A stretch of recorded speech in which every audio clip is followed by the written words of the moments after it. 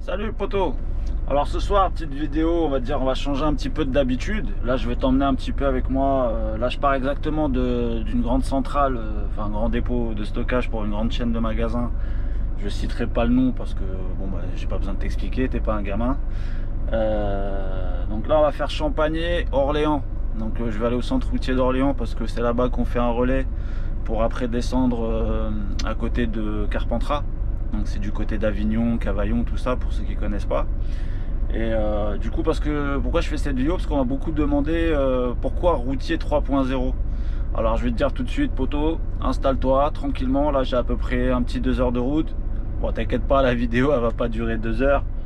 Mais en gros voilà, je vais t'expliquer un peu l'état d'esprit, le comportement, l'attitude à avoir. En gros ce qui représente en fait tout ce que je t'ai donné dans mes vidéos, à part mon expérience personnelle, enfin professionnelle du moins dans ce que j'ai fait, c'est en gros toute l'attitude, toute l'organisation, l'hygiène de vie, le fait de faire du sport, de bien manger, d'être propre.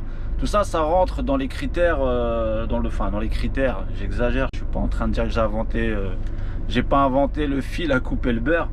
Mais voilà, tu vois, je vais te parler encore comme d'habitude, je parle franchement, je vais pas passer par quatre chemins. Mais voilà, après il y a tout le côté comportement, tout le côté attitude à adopter vis-à-vis de ton exploitation, vis-à-vis de ton entreprise, ton patron, tes patrons s'ils sont plusieurs, chez les clients, sur la route. Enfin c'est un tout. Donc voilà, pendant ces 2 heures de route, bon désolé c'est de nuit, mais là je rattaque, on est jeudi soir. Donc je suis parti de Caen, j'ai été chargé à Bayeux, donc c'est une demi-heure de Caen. Et je suis venu livrer ici à Champagné. Donc là je repars, il est exactement 3h11 du matin. Donc je devrais arriver à Orléans sur les coups de 5h du mat. Donc voilà, on a 2 petites heures tranquilles. Bon, je t'inquiète pas, je vais couper les blancs, etc. Mais voilà, prends-toi un café, un jus, ce que tu veux, peu importe l'heure qu'il est au moment où tu regardes cette vidéo. Donc voilà, je te plonge dans mes yeux. Donc voilà, tu vas être mes yeux pendant presque 2 heures.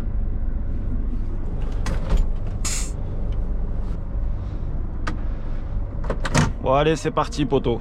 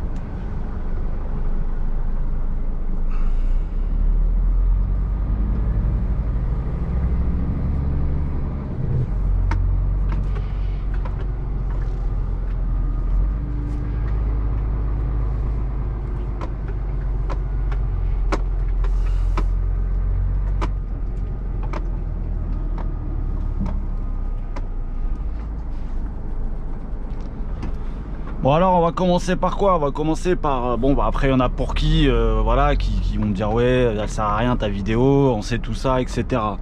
Soit il n'y a pas de problème mon pote, passe à autre chose. Maintenant il y en a pour qui c'est pas forcément un fait acquis et qui ont peut-être besoin justement d'avoir un autre point de vue quoi, parce que bon il y en a qui ont une conscience professionnelle, il y en a pour qui voilà ils savent comment faire les choses et tout. Moi voilà, j'aime bien être sérieux dans ce que je fais, dans tout ce que je fais hein. J'ai pas fait que routier dans ma vie, j'ai fait plein de taf avant, donc voilà, peu importe ce que je faisais en sorte de le faire bien. Après voilà, c'était peut-être une question d'éducation, mon grand-père m'a appris la vie comme ça, donc après voilà, je dis pas que t'as pas été éduqué ou quoi aux caisses, mais voilà, on va en rester dans le domaine du transport. Donc en premier lieu déjà, inutile de te dire qu'il faut être ponctuel, donc pour ça la veille prépare bien, anticipe bien ta journée, tes itinéraires, le temps qu'il te faut, laisse-toi une marge, pars toujours un petit peu avant, t'es pas à l'abri d'un imprévu, une ampoule à changer, je sais pas, un flexible qui est cassé, qu'il va falloir que tu changes, peu importe, voilà, on sait jamais, prends toujours un petit peu de marge. Donc déjà ça te permet de travailler, on va dire, serein. de commencer du moins ta journée sereinement. Après, on va commencer, on va dire, avec ton exploitation. Dis-toi bien une chose, les gens que tu as au téléphone, donc tes exploitants, tes dispatchs, appelle ça comme tu veux, ça reste des êtres humains. Donc ne fais pas comme beaucoup, je vois, qui veulent faire les malins ou qui, avec le temps, se sentent, on va dire, en confiance et prennent la confiance sur plein de choses.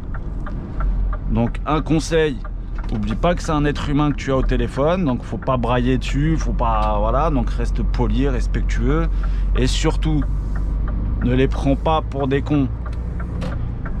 Voilà, les exploitants, ils sont peut-être derrière le bureau, ils sont peut-être à des centaines de kilomètres de là où tu es, mais ça n'empêche pas qu'il y a le téléphone, il y a plein de choses pour se renseigner, pour savoir ce qui se passe, et c'est aussi une question de respect de soi-même. Donc sois carré dans ton travail. Soit après on va me dire oui, tu fais le bouffon, machin, c'est pas la question, là, on n'est pas en train de débattre là-dessus. Là je te parle, voilà, moi comme je te dis, mon grand-père, il m'a appris une chose, et ça c'est un principe, on ne mord pas la main qui nous nourrit. C'est tout, donc je vais développer. Il y en a qui vont me dire ouais mais il y a des exploitants, pardon, c'est des connards, c'est des ceci, c'est des cela. Peut-être, il y en a, hein, des cons, il y en a partout.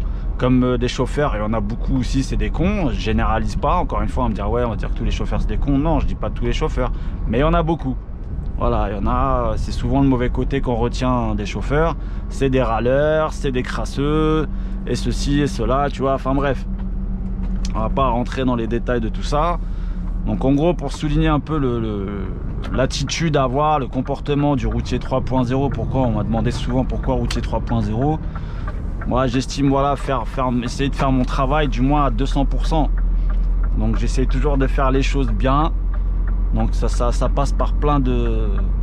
Comme je te dis, il y a le respect de tes exploitants, il y a le respect des gens sur la route.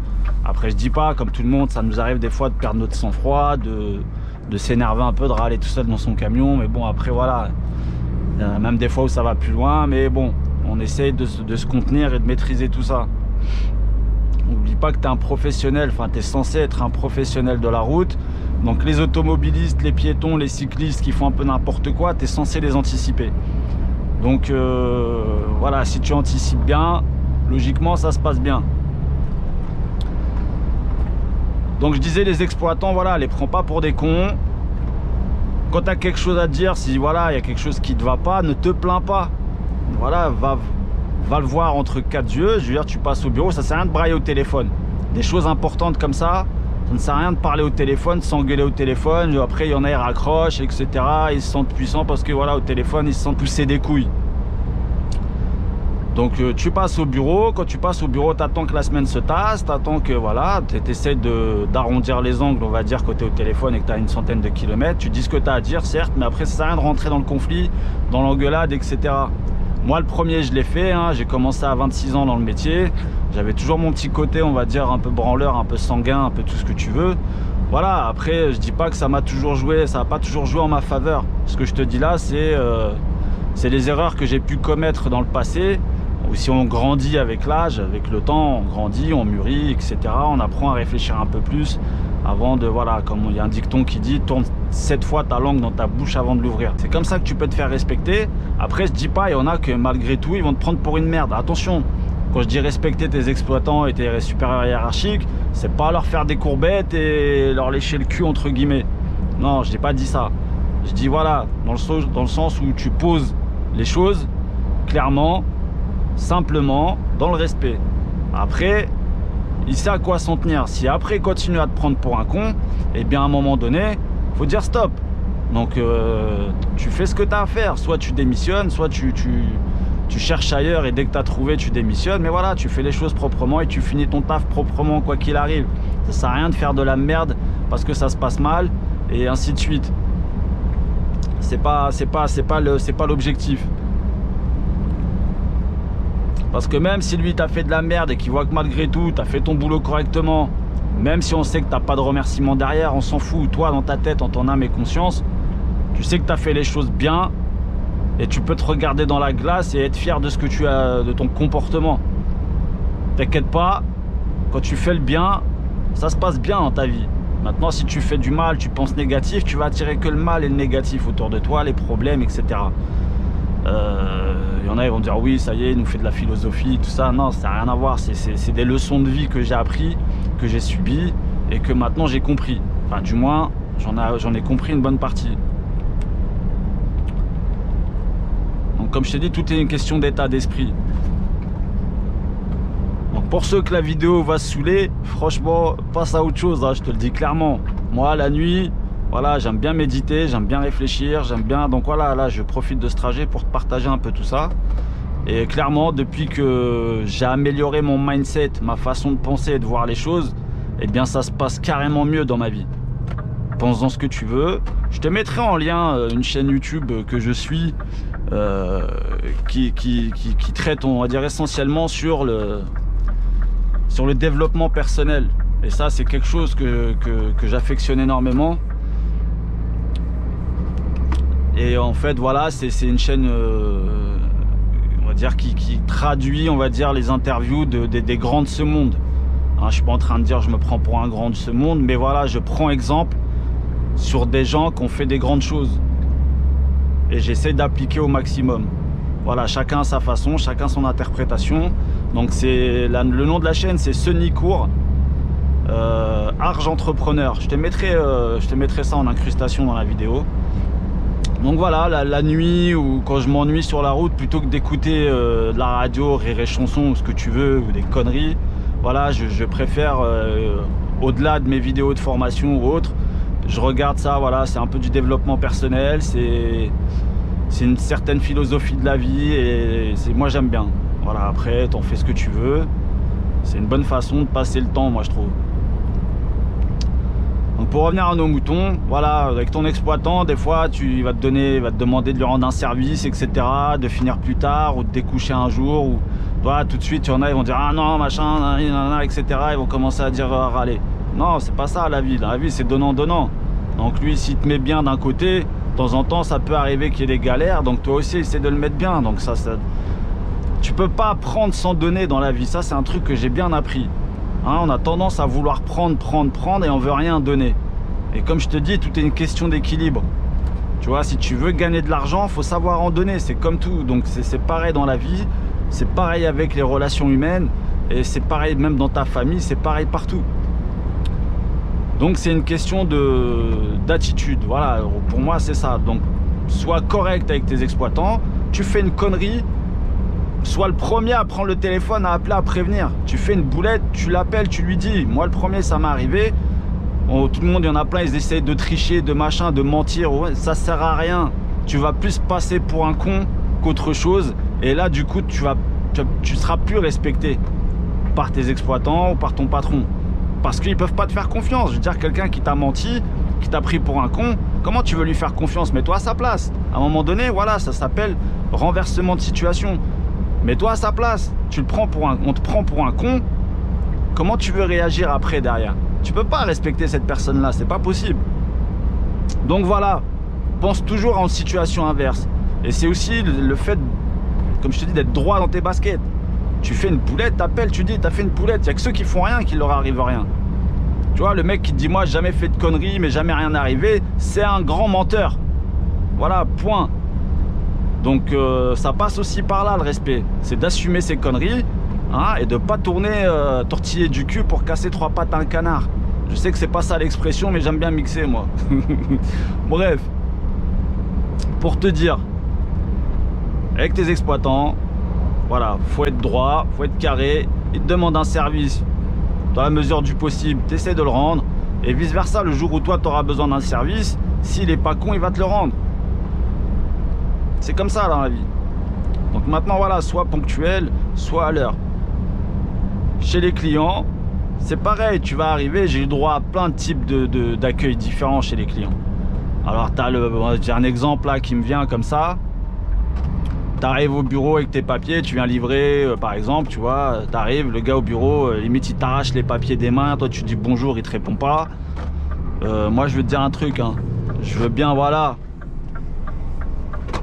On est des chauffeurs, on est considérés comme de la merde et tout, mais il y a le respect de l'être humain. Voilà, tu peux être pressé, tu peux être overbooké, tu peux avoir des problèmes, moi, dès l'instant où je sors de chez moi, mes problèmes, ils restent chez moi. Voilà, après, il y en a, ils vont dire ils vivent des trucs de fou. Je suis d'accord, il n'y a pas de problème, je suis prêt à tout entendre. Mais voilà, quand tu es au travail, les gens, ils savent pas, ils connaissent pas ta vie. Donc, tu peux pas répercuter sur les gens ce que tu subis dans ta vie.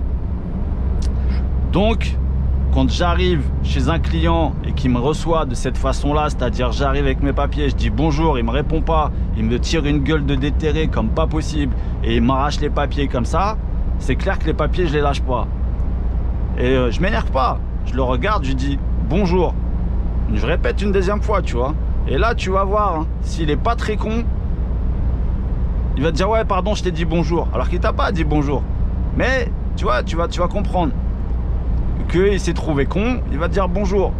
Et s'il insiste, etc., tu lui dis voilà, point. Tu dis moi je suis pas qui, hein, on est tous pareils, tu vois. Il y a plus grave dans la vie. Pas besoin de monter sur ses grands chevaux, allez, machin. Là, je vois, il commence à partir à monter dans les tours pour un bonjour. Ok, tu lui fais comprendre. Tu dis bah écoute, si tu veux les papiers, tu me dis bonjour. Sinon, point. T'es pas content, c'est la même chose. Pas besoin de s'énerver. Tu vois qu'après, c'est lui qui va se calmer tout seul. Il va dire ouais, non, c'est vrai, mais excuse-moi. Combien de fois ça m'est arrivé ça? Ouais, mais c'est vrai, c'est le bordel aujourd'hui, machin, etc. Il n'y a pas de problème. C'est le bordel, il n'y a pas de souci. Mais voilà, ça n'empêche pas d'être poli. Et il y a plein de clients comme ça à force d'y aller. Maintenant, voilà, j'arrive, j'ai droit au sourire, on m'accueille bien, il n'y a pas de problème. Après, je dis pas, je suis pas à l'abri de tomber sur d'autres cons. Mais je me serais braqué dès le premier jour. Dis-toi, ces clients-là, c'est des gens avec qui tu vas bosser régulièrement. Et des fois, il y en a, ils te testent. Parce que dis-toi peut-être qu'avant, il a eu 5 ou 6 chauffeurs qui sont arrivés en râlant. Parce qu'ils ont trop attendu, ils ont pété les plombs. Ils sont arrivés, ils leur ont parlé comme de la merde. Donc mets-toi à sa place. Déjà, dis-toi, lui, il se lève le matin. Il n'a pas forcément la joie d'aller travailler. Mais il n'a pas le choix. Il faut bien qu'il travaille, qu'il nourrisse sa famille, qu'il paye ses factures.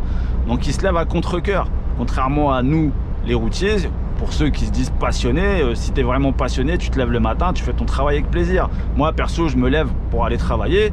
Moi, j'y vais avec plaisir à mon travail.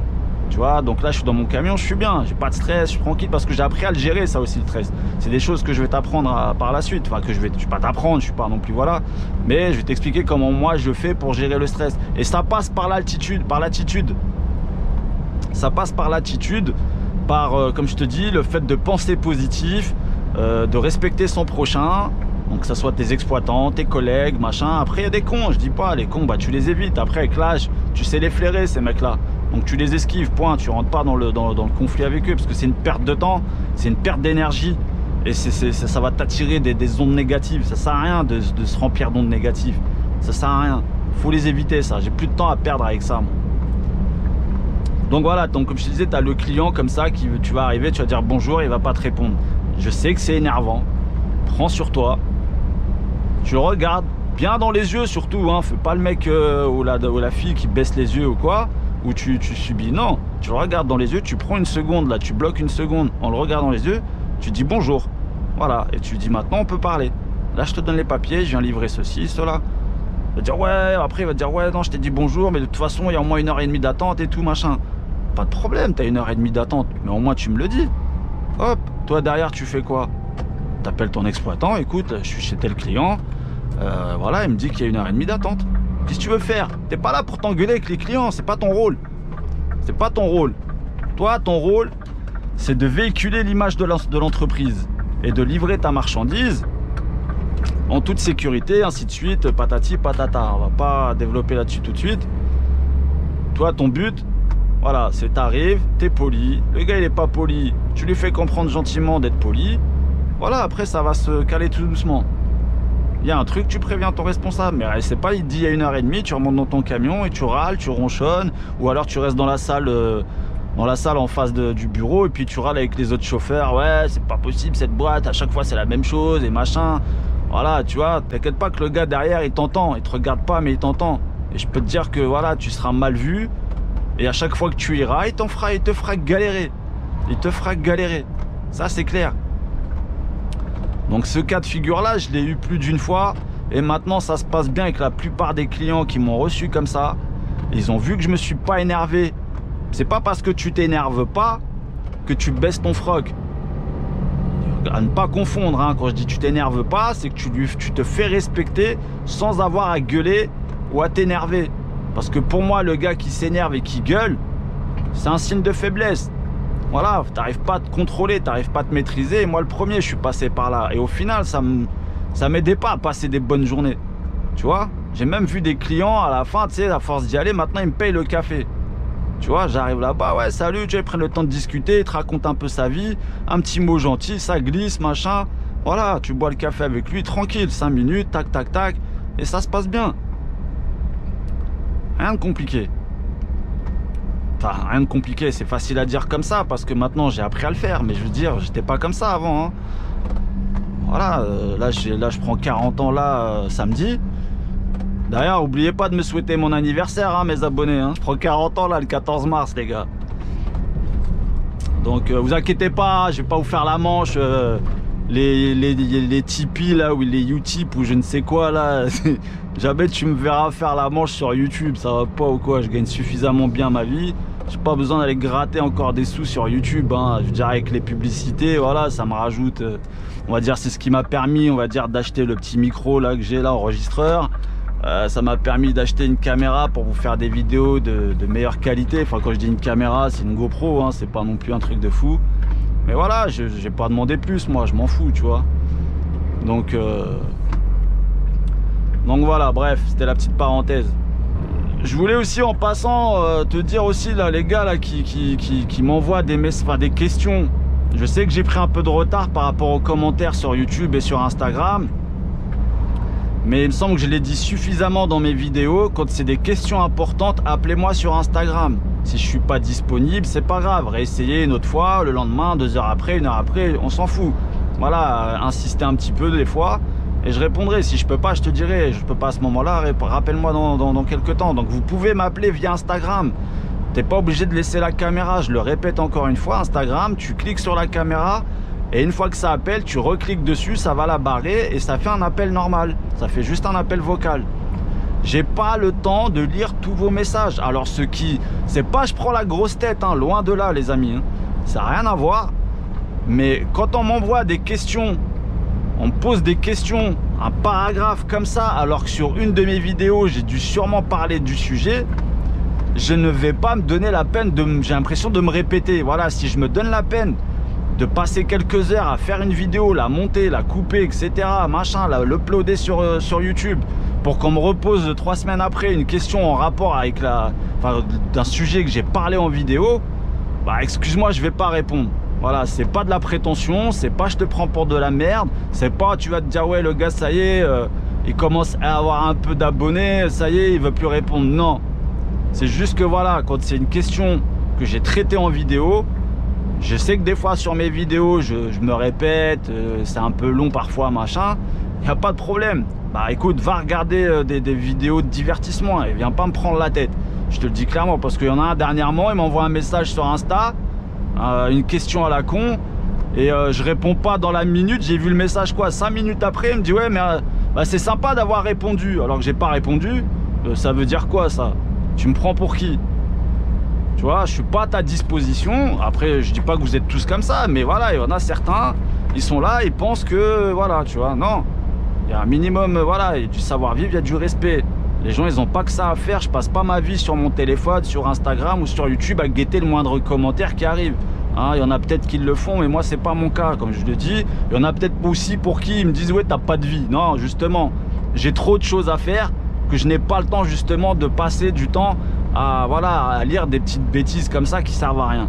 Donc il y en a plein que j'ai aidé, il y en a plein en commentaire qui le disent en commentaire sur YouTube et sur Instagram, qui me laissent des messages, qui au jour d'aujourd'hui ont obtenu leur permis et qui commencent à rouler. Ils m'appellent pour me dire ouais ça y est, ils sont contents, ils roulent. Donc c'est pas de la flûte que je suis en train de vous jouer. Voilà, quand c'est important, quand c'est vraiment au cas par cas, je réponds, mais appelez-moi. Voilà. Et souvent, voilà, les gars qui m'envoient des messages avec des pavés comme pas possible, j'ai pas le temps, donc faut pas m'en vouloir si je réponds pas. Je prends le temps de les lire quand j'ai le temps, mais ma vie, c'est pas juste conduire. Hein, comme il y en a, il m'a dit, ouais, en fait, tu passes ta semaine dans ton camion, tu bois des cafés, tu manges et voilà. Mais non, mais n'importe quoi. Faut arrêter le délire, les gars. Hein. Faut arrêter. Ah, je t'ai dit, là, j'ai 2 heures, donc je vais vider mon sac, hein, là, tranquille, tu vois.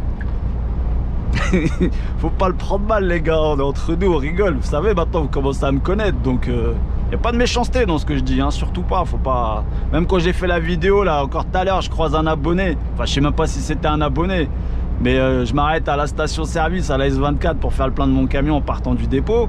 Je vois un jeune qui m'appelle et tout, il me dit, ouais, salut et tout, machin. Il me dit, c'est toi qui fais des vidéos sur YouTube?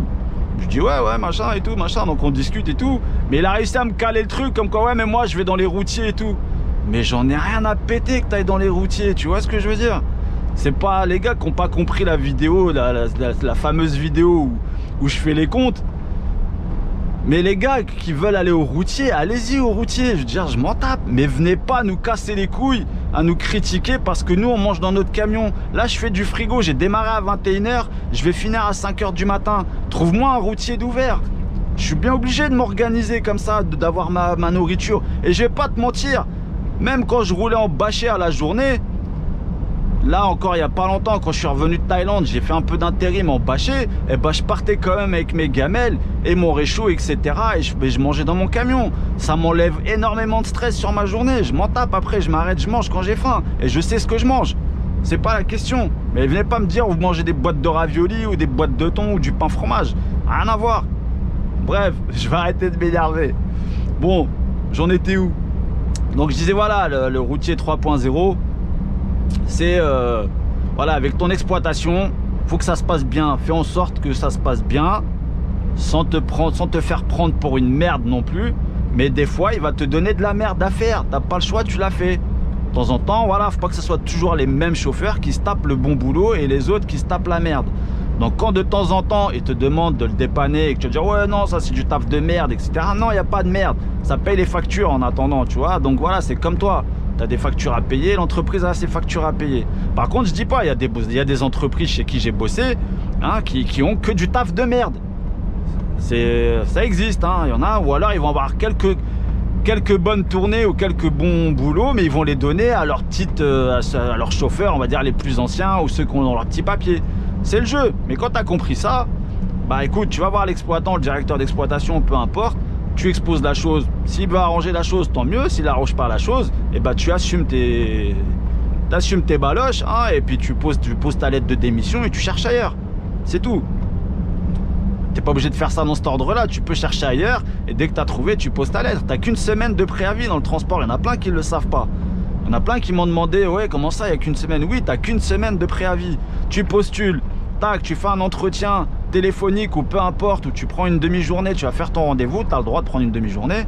T'es pas obligé de le dire à ton employeur, hein. Après c'est toi qui vois ça. Moi je veux dire voilà, si tu as posé les choses, il va s'en douter, hein. Si tu lui as dit que ça voilà, que c'était pas bon, ça te plaisait pas et que ça te convenait pas, voilà, il va s'en douter que tu vas partir. Donc tu postules ailleurs, et l'autre patron, tu lui dis voilà, moi je suis en poste, il va te dire ok, pas de problème, la semaine d'après, enfin tu donnes ton préavis, dans une semaine tu attaques chez nous. Combien de fois ça s'est passé moi comme ça dans les boîtes? Je veux dire, des CDI, je peux t'en sortir une dizaine, hein. Même plus que ça, hein. Depuis les 14 ans que je roule là, enfin 13 ans, là j'entame la 14e année, ça m'a jamais empêché de postuler ailleurs. Parce qu'il y en a plein qui me disent oui mais j'ai des crédits, j'ai des factures à payer, ceci, cela. Tout à fait, tu crois que moi j'ai rien à payer ou quoi? Je suis comme tout le monde. Donc voilà, c'est juste à un moment donné, faut pas se laisser non plus après faut être cohérent, c'est tout. De la merde, faut bien que t'en bouffes un peu de temps en temps, c'est comme tout le monde. Ça peut pas être toujours tout beau, tout rose, le métier du transport. Il n'y a pas que du positif, il y a aussi du négatif. Il va t'arriver des galères, il va t'arriver des clients qui vont te planter. Tu peux avoir un jour, voilà, une semaine, on va dire, le patron, il va avoir du boulot de merde. Bah, tu vas devoir le faire et puis c'est tout. Après, c'est à toi de connaître tes limites. Si tu lui expliques, tu lui dis tes limites, elles sont là, point. Maintenant, s'il s'y tient, il s'y tient. Si tu as entendu et que tu vois qu'il y a du changement, tant mieux. S'il n'y a pas de changement, eh ben, tu fais une petite piqûre de rappel à la rigueur. Si ça change toujours pas, tu te bats. Reste pas 10 ans, 15 ans à brailler, à te plaindre toujours de la même chose. Toujours à critiquer, à cracher sur le dos de ton patron, tes exploitants. Ça sert à quoi? Tu passes pour une merde encore plus qu'autre chose. Donc sois carré par rapport à ça. Donc comme je te disais, après chez les clients c'est pareil. Je veux dire, le client qui te fait poireauter, qui voilà, il n'y a pas de souci. Je veux dire, là-dessus c'est le jeu, c'est comme ça, tu peux rien y faire, hein. Tu vois, t'es rien pour eux. Je veux dire, t'es juste un prestataire de service, tu viens, tu les livres ou tu viens charger. Les caristes qui est là, il en a rien à péter de ta gueule, ça c'est clair. Donc voilà, du moment que tu vois que ça galère, que tu as prévenu ton exploitant, une demi-heure après tu vois que ça bouge pas, bah tu lui refais une petite piqûre de rappel, tu le rappelles, tu lui dis écoute ça a toujours pas bougé. Comme ça lui après à force il va peut-être faire bouger les choses. Après comme j'ai vu des exploitants qui ont dit ah ouais bouge pas je les appelle, mais en vrai ils les appellent pas. Parce qu'ils ont l'habitude, ils savent que c'est des clients qui font galérer. Donc c'est juste pour toi, pour bah voilà, c'est la psychologie inversée, comme ça tu penses qu'il te soutient, genre il va les appeler, il va gueuler. Mais non, j'ai rarement vu ça, hein. Il y en a très peu qui le font. Des exploitants qui appellent les clients pour gueuler. Ça arrive, mais c'est rare. Franchement, c'est rare. Mais voilà, toi derrière, tu as prévenu ton exploitant et ça se passe bien. Le client, c'est pareil. Des fois, il va être un peu chiant. Il va te dire machin. Si t'es embâché, il va te dire ouais, non, vite pas hacker, machin, etc.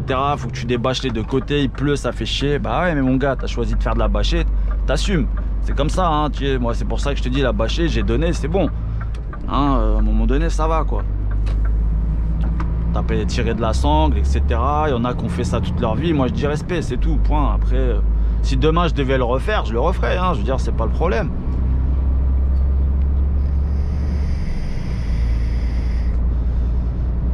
Donc voilà, en gros, ce que je te dis, le comportement, voilà, essaye d'être zen, de rester calme, de te faire respecter, en étant poli et courtois, sans t'énerver. Après, je suis humain, je suis comme tout le monde. Ça m'est déjà arrivé de péter un câble chez les clients, mais c'était justifié. Voilà, c'était justifié. Et il y a une façon de faire aussi. Un exemple, en 2009, je roulais pour une boîte frigorifique et on allait charger dans une usine de viande. Je ne vais pas citer la marque, on s'en fout, c'est pas le problème. C'est un client à la base, on n'a pas lieu de charger. Donc on se mettait à quai, tous les vendredis je chargeais là-bas, tu vois. Ça se passait bien, il n'y avait pas de problème, tu vois, il était là, tac, il nous mettait les palettes devant le quai, pour l'arranger, on chargeait nos camions. Nous, ça nous permettait de rentrer de bonne heure le vendredi, ça arrangeait tout le monde, c'était du donnant-donnant. Et un vendredi, je sais pas, j'arrive, je me mets, je vais le voir, il me dit, ouais, tu te mets à ce quai-là, je dis, ok, y a pas de problème, je me mets au quai qu'il me dit. Et par habitude, voilà, comme on fait tout le temps, on rentre, il nous dit, ouais, tes palettes, elles sont là et tout. Bon bref, je me dis ça va se passer pareil. Mais non. Je rentre. Je lui dis bon écoute, je charge, c'est ce qu'il y a devant là, ce que je charge ou pas? Ouais, reviens après, non, me prends pas la tête, j'ai pas le temps. D'accord, là je suis resté franchement, je suis resté bouche bée quoi, tu vois, j'ai même pas, t'es tellement pas l'habitude qu'il me parle comme ça, que j'ai même pas pu répondre en fait, tu vois. J'ai même pas répondu. Et il est parti en fait, il traçait, il gueulait tout en traçant, donc je vais pas courir après, hein, voilà. Et en fait c'est un grand dépôt, il y avait plein de caristes, il y avait plein de chauffeurs qui sont là en train de charger, ça bouge, il y avait du mouvement. Bon, ok. J'attends un petit peu. Je vois le chauffeur d'à côté, il vient me voir, il me dit ouais c'est bon, j'ai fini de charger et tout, tiens si tu veux le tire-pale. Donc le tire-palette électrique pour pouvoir me charger mes palettes, c'était des palettes de surgelés, hein, donc c'était des barquettes de viande surgelée, etc. Donc voilà, on chargeait au tire-pale électrique. Sauf qu'il y avait une palette vide, hein, c'était une palette Europe vide qui était coincée un peu sur la fourche, etc. J'arrivais pas à l'enlever avec le pied, machin. Donc il y avait les petits poteaux jaunes là pour protéger les coins des murs en ferraille. Donc je fais une petite manœuvre, une sorte de créneau pour reprendre le coin de la palette pour la décoincer, tu vois, gentiment. Je suis pas arrivé comme un bourrin. Et là, il passe en même moment. Ouais, je sais pas. Enfin, en gros, j'ai même pas compris ce qu'il m'a dit. Je l'ai juste entendu me rebrailler dessus. Et là, j'ai lâché le tire-pale. Je lui dis, écoute-moi bien.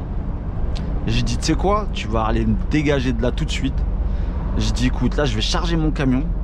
Et je dis, j'attends même pas les papiers. Je dis, quand j'ai fini de charger mon camion, t'as intérêt d'avoir fait mes papiers et que je me barre. Ouais, tu me parles pas comme ça et tout. Eh, ça a fait un blanc dans le dépôt, hein. Tous les caristes, tout le monde s'est arrêté de bosser. Le mec, il était chaud. Et là, ça m'est monté, hein. Je vais pas te mentir, poto, ça m'est monté. Je lui dis, écoute-moi bien, espèce d'enculé de ta race.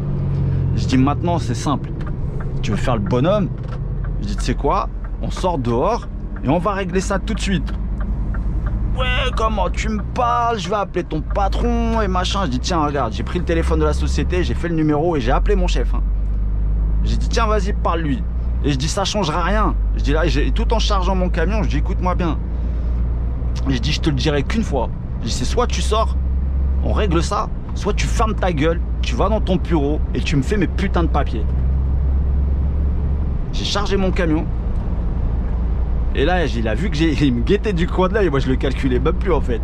Il me guettait du coin de l'œil. Et dès que j'ai mis la dernière palette, je commence à avancer vers le bureau. Il arrive au bureau, il ferme la porte. Et là, il y avait une grande baie vitrée. Il se met dos à la baie vitrée. Et moi, j'étais face à la baie vitrée et au dépôt. Donc, je voyais tous les caristes, tous les chauffeurs qui étaient là. Et ils étaient tous en train de me regarder, en train de faire le geste, genre il va me sucer la bite. Et ils étaient contents les caristes parce que ça faisait un moment, ils leur parlaient comme de la merde, qu'il y en ait un qui osait le remettre à sa place. Je dis pas que je suis fier de ce que j'ai fait parce qu'après, tu vas comprendre, je m'en suis limite un peu voulu de m'être autant emporté parce qu'il n'avait pas de répondant.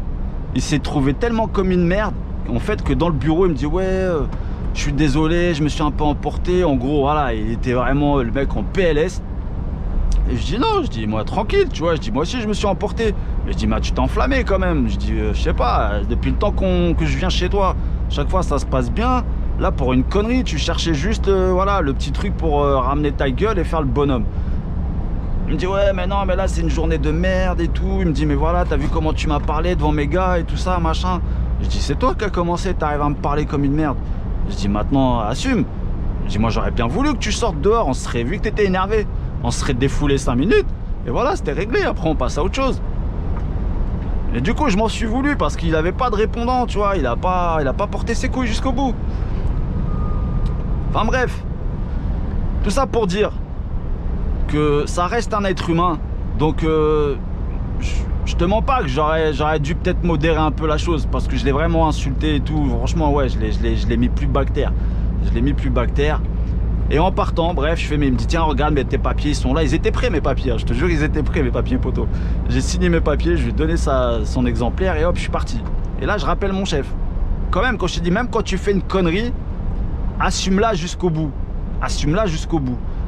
Donc j'ai pris le téléphone, j'ai rappelé mon chef, je lui ai expliqué, je dis ouais en fait il t'a appelé tout à l'heure, il t'a parlé quand je t'ai passé le téléphone, il me dit oui mais j'attends ta version. Parce qu'il savait comment j'étais, ça faisait 1 an que je bossais dans cette boîte-là, il n'y a jamais eu de problème avec moi. Donc il s'est dit, tu vois, ton responsable, quand il sait comment t'es, il va pas tout de suite écouter forcément le client, tu vois. Je dis qu'il va toujours te la faire à l'envers peut-être, mais il m'a dit j'attends ta version. Donc je lui ai expliqué ma version et j'ai rien caché, hein, je lui ai tout dit. Hein. Je dis franchement oui, c'est vrai que je me suis emporté, mais bon, ça faisait 2-3 fois et tu sais, il arrivait à me brailler dessus et tout, machin, comme une merde. J'ai à un moment donné, c'était bon, stop, basta, tu vois, donc... Il m'a dit non, mais mon chef, comme ça, il m'a dit, hein, mot pour mot, il m'a dit écoute, la prochaine fois, tu te mets dans, s'il est con comme ça, il m'a dit tu remontes dans ton camion, il m'a dit on n'a pas lieu de charger, tu remontes dans ton camion et tu le laisses se démerder avec ses palettes. Voilà ce qu'il m'a dit, point, ça s'est arrêté là, ça n'a même pas allé plus loin. Donc les gars, c'est pour ça que je vous dis, soyez carrés, soyez droits, surtout avec vos exploitants. Voilà, les prenez pas pour des fois, tu as des clients, ils vont dire ouais mais machin, on s'en fout, on va faire ci, on va essayer de tricher. Non, c'est pas ton client qui te paye. Ton client il paye ton entreprise, d'accord, mais c'est ton patron qui te paye. Donc si ton patron il te dit de faire les choses de cette façon-là, tu les fais de cette façon-là. C'est pas ton client qui te dit comment faire les choses. Donc après, voilà, après il y a aussi le comportement sur la route. Sur la route, moi j'en vois, voilà, ils roulent comme des malades. Je parle pas d'éco-conduite ou quoi aux caisses, hein. Je te ferai une vidéo spéciale éco-conduite, voilà, comment on conduit, etc. Parce que là, il fait nuit, tu vas pas trop capter ce que je vais t'expliquer, tu vas pas voir ce que je fais, etc. Peut-être. Je sais pas ce que ça donne là, la vidéo comme ça de nuit, je verrai ça quand je vais faire le montage.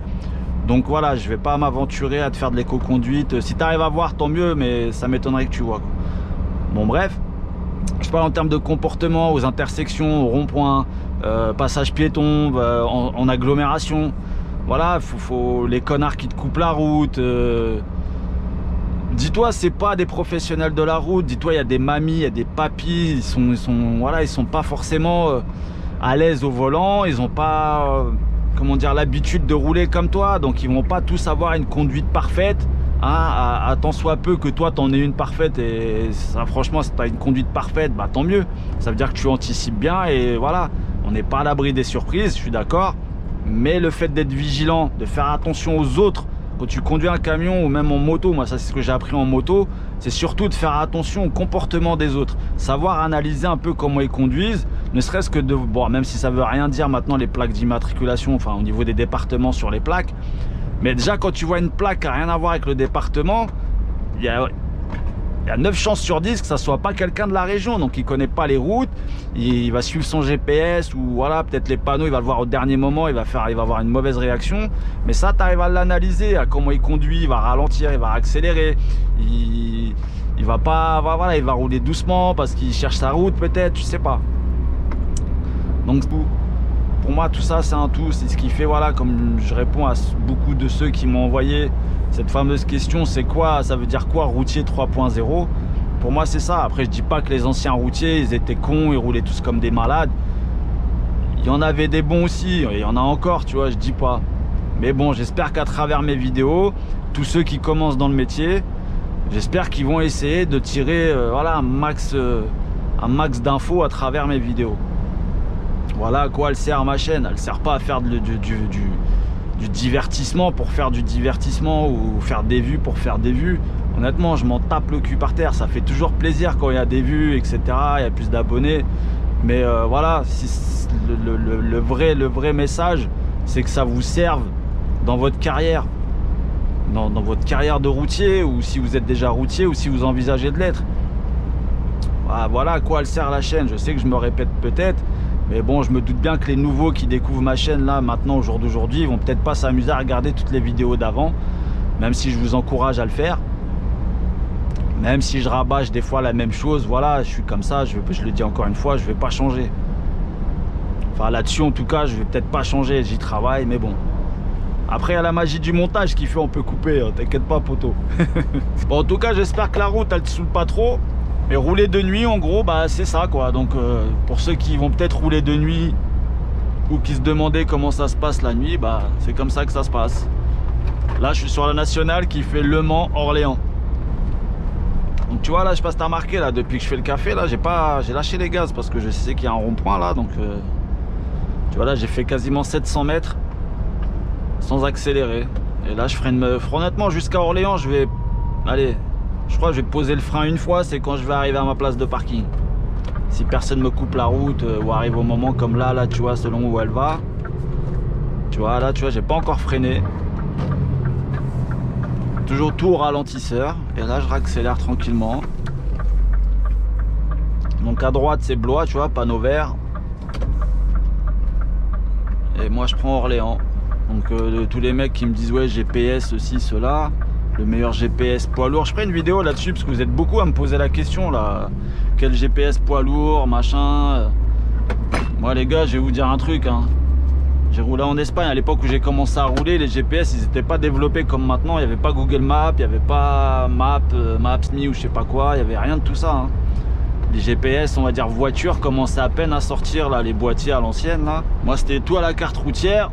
Donc j'ai fait, ouais, je suis allé en Espagne, je suis allé en Allemagne, je suis allé en Suisse, en Belgique, en Hollande, au Luxembourg, l'Angleterre, je l'ai fait en long, large, en travers, la France, l'Angleterre aussi, l'Écosse, et tout ça juste avec une carte routière. Et puis et ma petite astuce, enfin, c'est pas mon astuce, c'est à l'ancienne quoi. Dès que tu arrives dans la ville ou dans le village ou le patelin où tu dois aller livrer, chargé, bah écoute, tu t'arrêtes au premier café, puis tu bois un café, et puis tu demandes au gars, ou alors à la première station à l'entrée de la ville, je prenais un papier, un stylo, et voilà, avec l'adresse, bah, je cherchais le nom de la rue. Dès que je l'ai trouvé, et bah, je regarde par quelle route, par quelle autre rue ou quoi il fallait que j'y accède, par rapport à là où j'allais arriver. Il faut avoir le sens de l'orientation et lire les panneaux. Faut être rapide à lire les panneaux quoi, tout simplement, mais ça c'est de l'entraînement, après ça vient avec le temps. Hein. Après, maintenant qu'il y a Google Maps, honnêtement, je me sers que de Google Maps. Hein. Et je vais t'expliquer comment Google Maps peut t'aider aussi à bien anticiper tes ronds-points, etc.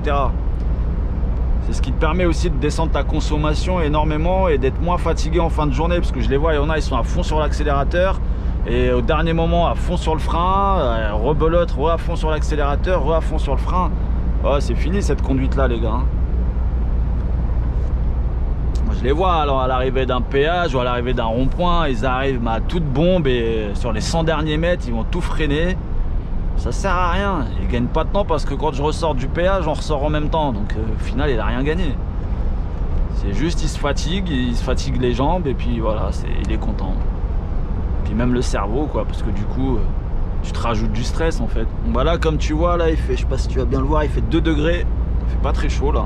Et en fait les amis canadiens, oubliez pas là, je vais vous préparer la vidéo là pour parce qu'il y en a un qui m'a dit ouais, j'aimerais bien t'y voir toi par rapport à la vidéo, comment prendre sa douche sur la route, la première. Ouais, j'aimerais bien t'y voir toi à -50 chez nous prendre ta douche dehors, mais jamais de la vie, tu m'étonnes. T'as même pas fait couler l'eau qu'elle est gelée sur toi, attends, je vais finir à ressembler à un glaçon moi à la fin. Mais j'ai réfléchi, j'ai trouvé une solution parce que j'ai voulu y rouler moi au Canada pendant un moment. Et si demain vraiment le métier du transport en France et en Europe se casse vraiment la gueule et que... honnêtement, ce que j'ai vécu en 2008-2009 dans le transport, j'en ai parlé avec je sais plus qui il y a pas longtemps, là, j'en ai parlé justement, c'était la galère pour nous les chauffeurs et c'est pour ça qu'il y en a plein qui ont quitté le métier, qui se sont reconvertis dans autre chose.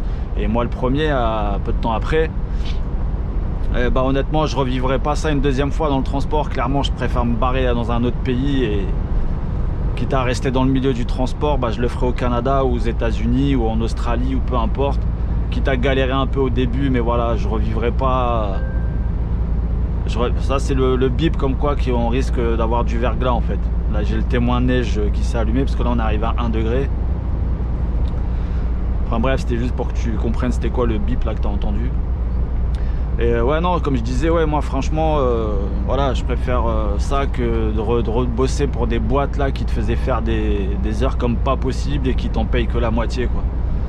Et ça aussi ça va être des vidéos que je vais vous faire par la suite les potos.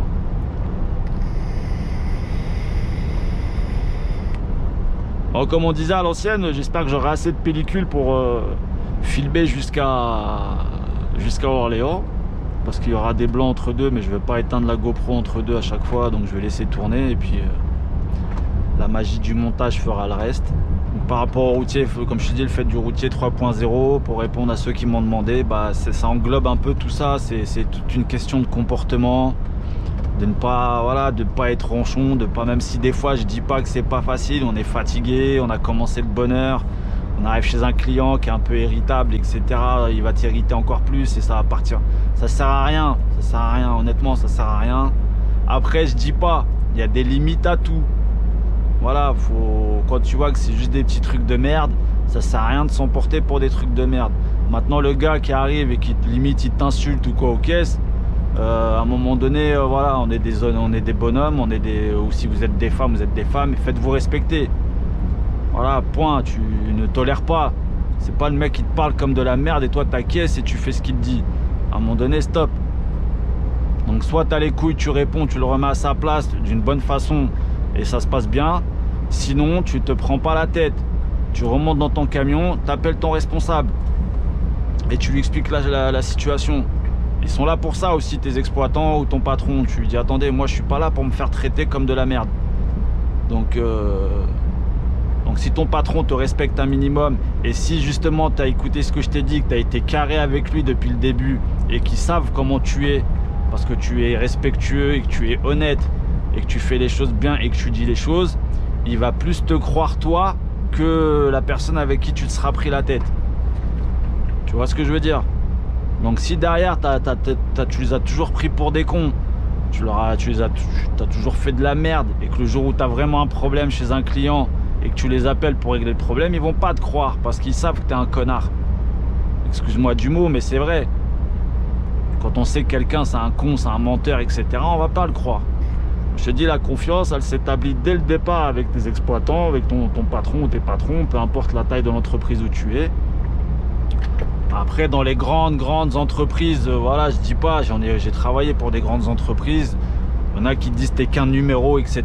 Oui, certes, t'es qu'un numéro, mais quand je te dis tu fais bien les choses, si à un moment donné tu es plus qu'un numéro quand même parce qu'ils savent comment t'es, donc voilà, ils vont pas non plus te prendre la tête.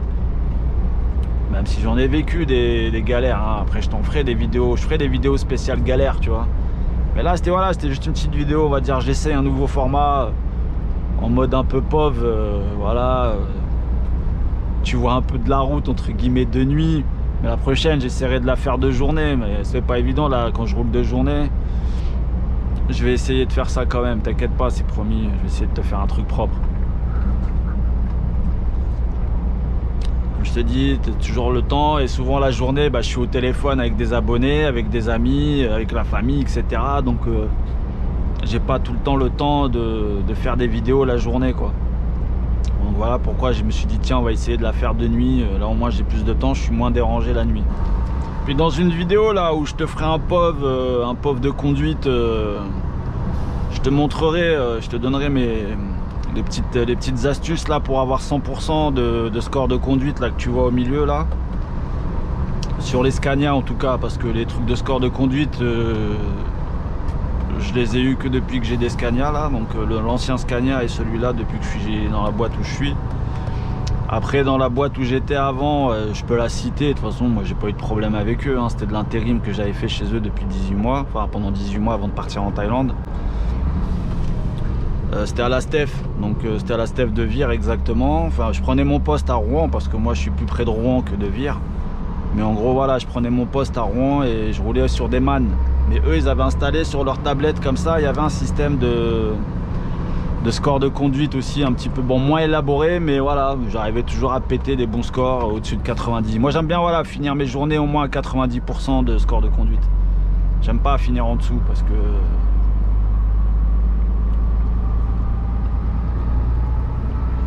voilà, le routier 3.0 c'est aussi ça, c'est aussi savoir avoir une bonne conduite, une conduite coulée, une conduite voilà, avec un minimum de consommation de carburant et un minimum de consommation de garniture de frein, de disque.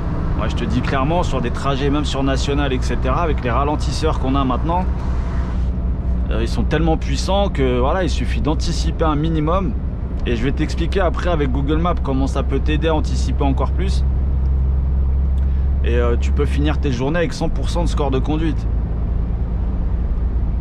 Donc moi je l'ai remis à zéro, je le remets à zéro à chaque fois que je commence ma semaine. Donc j'ai commencé tout à l'heure, il était 21h, là il est 4h du matin. Là j'ai la première rangée d'étoiles, donc je l'ai à 100%, c'est les encolures. Enfin ce qu'on appelle les encolures, je sais pas si c'est le bon mot, mais en gros c'est de lâcher les gaz avant la montée, enfin avant la butée de la montée. Tu vas perdre un peu en vitesse. Et après dans la descente, il va reprendre de la vitesse. Et après tu le maintiens à la vitesse 80 nationale ou 90 sur autoroute. Celui du milieu c'est le ralentisseur, donc ralentisseur je te dis hydraulique. Et couplé à l'échappement sur le Scania, là sur le nouveau, il est couplé à l'échappement en même temps. Enfin si tu actives sur les boutons, là je te montrerai ça en détail. Et le dernier c'est l'anticipation. Donc là tu vois, il a coupé les gaz tout seul là, hein, parce que moi je roule avec le régulateur tout le temps. Donc là il a coupé les gaz tout ça, mais comme je vois que ça descend et des virages, je coupe le régulateur, je laisse couler 5 secondes avant d'actionner le ralentisseur. Parce que si tu lâches les gaz et tu actionnes le ralentisseur aussitôt, pour lui tu as mal anticipé. Donc lui ce qu'il veut c'est que tu fasses un petit peu de, enfin, on va dire plus ou moins du roue libre ou du frein moteur quoi, sans utiliser le ralentisseur ou les freins.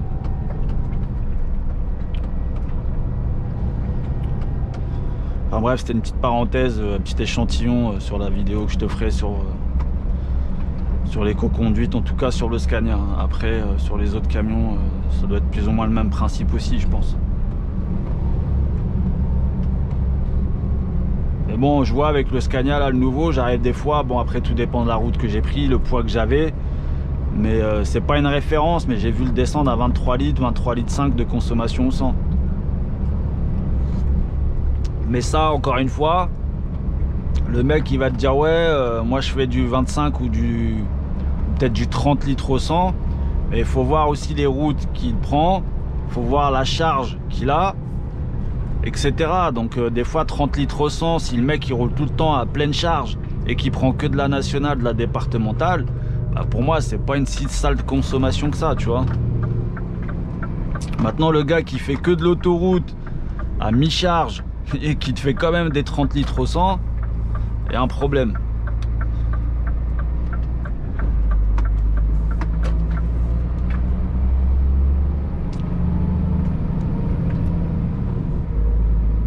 Pareil, entre deux ronds-points, tu accélères jusqu'à mi-distance et après tu lâches les gaz. Ça sert à rien d'accélérer jusqu'au l'autre rond-point qui est à 400 mètres plus loin.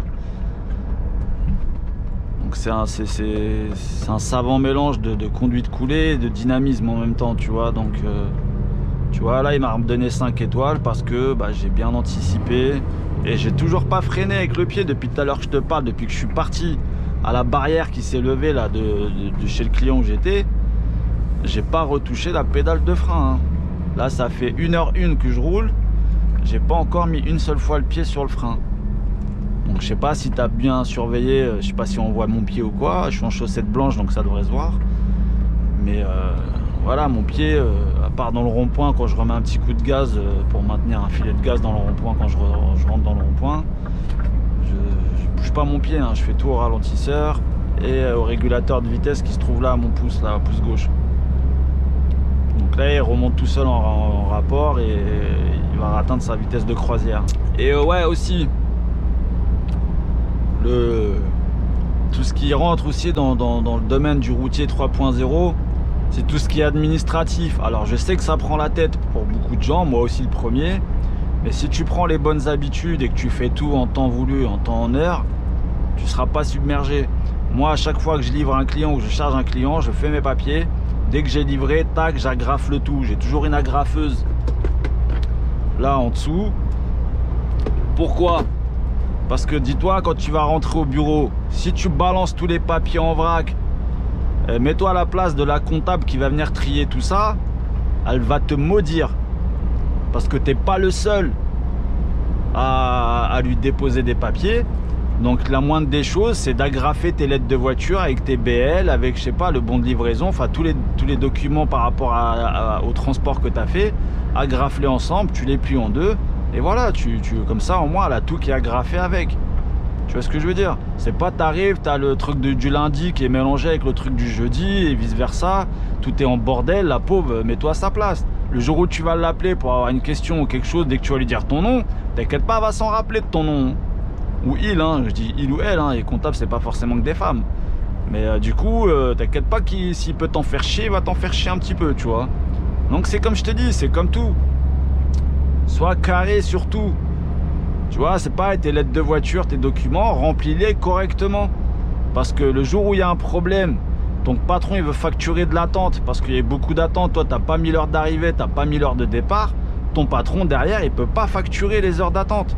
Comment tu veux qu'il prouve? Parce qu'il lui va appeler le client il va dire attendez monsieur, nous sur la lettre de voiture il n'y a pas d'heure d'arrivée, il n'y a pas d'heure de départ. Pour nous, voilà, on a mis 5 minutes à le vider, hein. Là, toi tu peux lui dire que tu as mis 3 heures ou 4 heures sur place, t'as rien prouvé. Tu peux rien prouver, t'as rien signé, t'as rien noté, t'as rien signé. Quand il y a des réserves, t'as rien mis, t'as chargé de la marchandise qui était endommagée, tu l'as pas marqué et arrivé à la livraison, le mec il te colle des réserves. Ah ouais mais c'est toi qui as chargé garçon. Donc si tu vois quelque chose qui va pas, encore une fois, tu as un téléphone maintenant, tu as des smartphones, tu as tout ça, tu prends une photo, tu l'envoies et tu mets une réserve.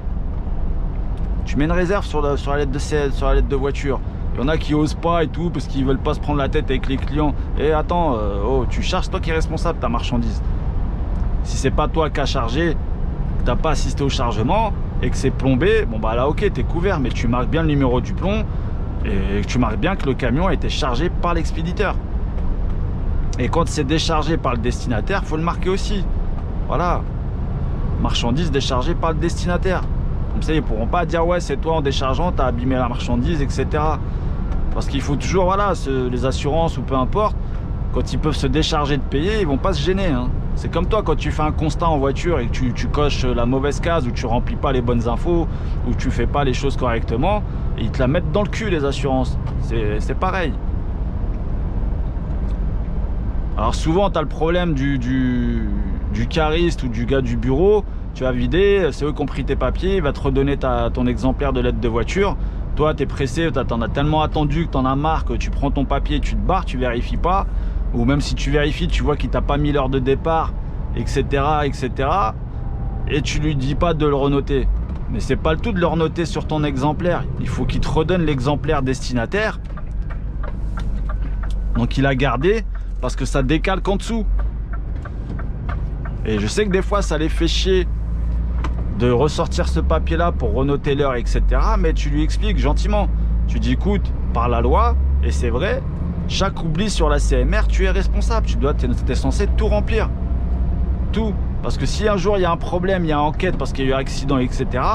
Par rapport à s'ils doivent recouper avec tes heures d'itinéraire de chez les clients, etc. C'est aussi grâce à ça qu'ils vont réussir à établir, on va dire, ton itinéraire, tes heures, etc. Parce que tu as peut-être des gens qui vont prendre ta plaque comme ça sur la route, ils vont faire un constat en disant que tu as fait un délit de fuite.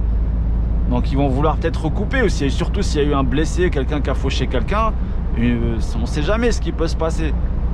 Alors souvent il y en a qui me disent ouais tu vois le mal partout et tout. Non, c'est pas une question de ça. C'est une question de voilà, fais les choses bien, comme ça te couvre surtout en cas de problème. Et d'un autre côté, comme je te disais, ton patron il pourra se faire facturer plus facilement les choses. N'oublie pas, tu travailles pour ton patron avant tout, donc avant toute chose, simplifie le boulot. Et c'est ton boulot de toute façon de faire les choses comme ça.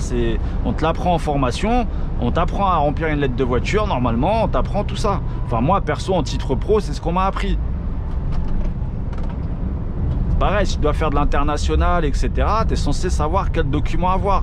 Quoique, il y en a qui m'ont dit en permis sec, ils apprennent pas tout ça, le code transport, etc., le régime tir, les pays de la ELE, enfin tout le régime, voilà, au niveau des T1, T2, c'est des documents liés au dédouanement des marchandises, etc., et des taxes, etc., des camelotes qui transitent.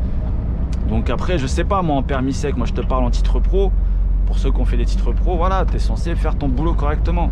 Hein, moi, quand j'ai fait mon stage dans une boîte de transport, enfin c'était un patron qui était à son compte et qui avait peut-être une dizaine de camions. J'avais fait, mais il lui roulait aussi. Et c'est une phrase que j'oublierai jamais. Et il me l'a toujours dit, vaut mieux l'ouvrir et passer pour un con que de ne rien dire et d'enlever aucun doute à ce sujet. Parce que justement, je le saoulais tellement de questions qu'à la fin, j'en étais gêné parce que ça m'intéressait ce que je faisais et j'aimais bien comment il m'expliquait les choses. Donc pendant 2 semaines, je l'ai accompagné, c'était une boîte de conteneurs, on faisait du conteneur à cette époque-là. Et je le saoulais de questions. À la fin, je lui disais, surtout si je vous saoule avec mes questions, il faut me le dire. Hein. Je dis, voilà, il me dit non. Et c'est là qu'il m'a dit cette fameuse phrase. Donc ça voulait dire ce que ça voulait dire. Donc plus tu vas poser de questions et plus tu vas là, c'est pour t'aider à faire le travail bien.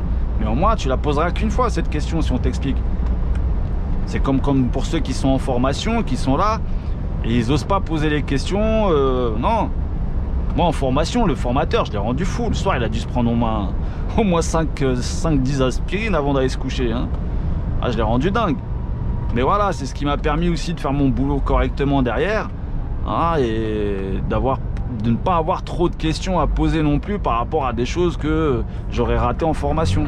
Parce que tu vas en apprendre après, selon le domaine où tu vas arriver dans le métier du transport, tu vas encore apprendre d'autres choses. Hein. Comme moi, quand je suis arrivé, j'ai commencé par le convoi exceptionnel, le plateau, le porte-char, conteneur et tout ça dans la même boîte. Bah, ça m'en a fait pas mal de choses à emmagasiner. J'ai fait des vidéos là-dessus au début de ma chaîne. Donc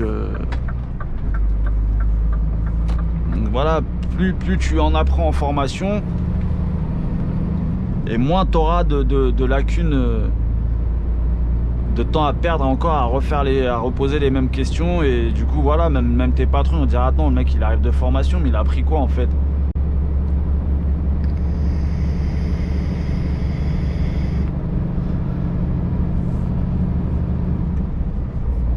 Et voilà ce que je kiffe quand je roule de nuit.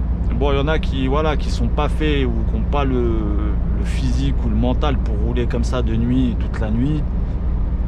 Mais voilà, l'avantage de rouler de nuit, c'est que tu es beaucoup moins emmerdé sur la route, voire pas du tout emmerdé, quoi. Je veux dire, enfin, moi, j'aime bien, en tout cas, rouler de nuit. Je suis tranquille, voilà, enfin, je sais pas comment t'expliquer, t'es pépère, quoi, tu vois, Après, ce métier-là, voilà, il y en a qui vont te dire c'est fatigant, c'est dur. Mais quand tu es organisé, tu as une bonne hygiène de vie, tu fais un peu de sport, tout ce que je te disais dans les vidéos d'avant. Tu sais te reposer avant pour justement bien tenir ta nuit, etc. Tu manges pas trop de cochonneries, trop de merde. La cigarette aussi, ça je vais pas te mentir, hein, le fait de ne plus fumer, bah, j'ai gagné en énergie énormément. Ça a été dur au début, hein, je te mens pas. Hein. Maintenant, ça m'arrive de temps en temps de fumer une clope ou deux comme ça en soirée, ou même voilà un petit coup de blues. Je vais me racheter un paquet de clopes, mais je vais pas retomber dedans en fait. Tu vois, maintenant c'est moi qui maîtrise ça, on va dire entre guillemets. Parce qu'il y en a plein qui ont arrêté de fumer, mais dès qu'ils retouchent une clope, ça y est, ils repartent pour 5-10 ans à refumer. Ou il y en a, j'en ai entendu qui ont arrêté pendant 5 ans ou 10 ans et puis ils ont un coup dur dans leur vie. Ils se remettent à fumer et là c'est reparti pour 10 ans. Moi ça va, moi je peux très bien passer une soirée avec toi, fumer une cigarette ou deux. Et voilà, c'est pas pour autant que le lendemain je vais m'arrêter au tabac à acheter des clopes. Je veux dire, non, non, c'est hors de question.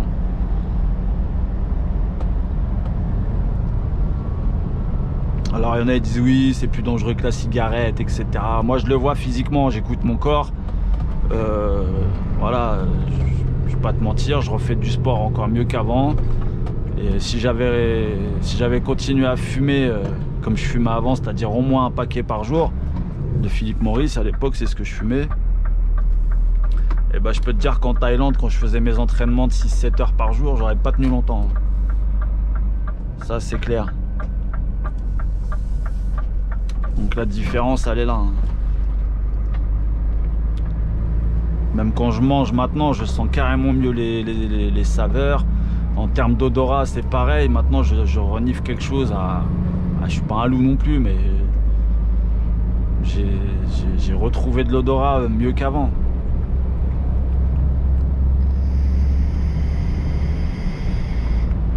Avant, j'avais tendance à super saler mes plats parce que comme tu as une perte de saveur à cause de la cigarette, obligé de beaucoup saler, de beaucoup sucrer, etc. Maintenant, c'est à peine si j'en mets, quoi. Du sucre, si je mets un sucre et encore un demi-sucre dans le café, c'est limite trop, quoi, tu vois. Alors certes, je vape peut-être beaucoup, mais je suis au taux le plus bas en nicotine, hein. Je suis pas comme certains qui, je vois, ils vapent en 18 ou en 14 de nicotine. Faut pas déconner, c'est pour ça qu'il y en a, ils se plaignent qu'ils ont des problèmes de cœur. Parce que trop de nicotine, c'est pas bon pour le cœur non plus. Donc voilà, mais moi je suis à 3. Voilà, je suis au minimum. Après il y a le 0, mais le 0, moi perso, j'ai toujours besoin d'un peu de nicotine.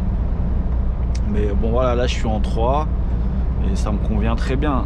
Donc j'ai du cardio, j'ai tout ce qu'il faut derrière, il n'y a pas de problème. Tu vois, lui il voulait doubler. Donc là ce que je vais faire, c'est que je vais pas lui casser les couilles, tu vois. Là c'est un camion, ah non, il veut plus doubler.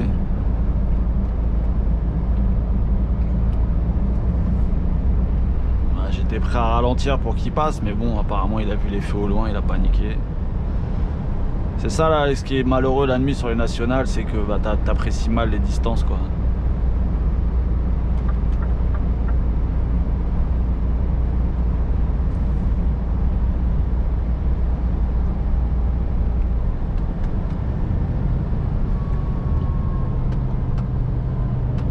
De rien l'ami, de rien.